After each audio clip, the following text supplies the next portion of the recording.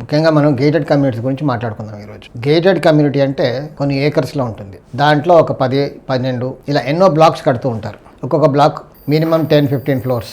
ఒక్కొక్క ఫ్లోర్లో 4 flats, 5 flats, 6 flats ఇలా ఉంటాయి. ఒక 4-5 లిఫ్ట్లు. అందులో ఇంత పెద్దదానికి స్క్వేర్గా ఉండి లేదా రెక్టాంగిల్గా ఉండడం కొంచెం కష్టమే.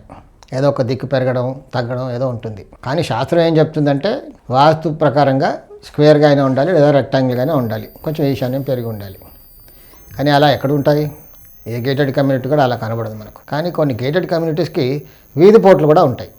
ఆ వీధి పోర్టు ఏ భాగానికి తగులుతుందో దాన్ని బట్టి రిజల్ట్స్ ఉంటాయి. ఇప్పుడు తూర్పు ఆగ్నేయం అన్నాను. తూర్పు ఆగ్నేయ భాగానికి రోడ్ ఎదురుగా ఉంటే తూర్పు ఆగ్నేయం వీధి పోర్టు మంచిది కాదు. ఉత్తర ఈశాన్యం, తూర్పు ఈశాన్యం, పశ్చిమ వాయువ్యం, దక్షిణ ఆగ్నేయం వీధి పోర్ట్లు మంచివి. తూర్పు ఆగ్నేయం, పశ్చిమ నైరుతి, దక్షిణ నైరుతి, ఉత్తర వాయువ్యం వీధి పోర్ట్లు చెడు ఫలితాలు ఇస్తాయి. చాలా ఇబ్బందులు పెడతాయి. ఒక్కొక్క వీధి పోర్టుకి ఒక్కొక్క ఎఫెక్ట్స్ అంటూ ఉంటాయి.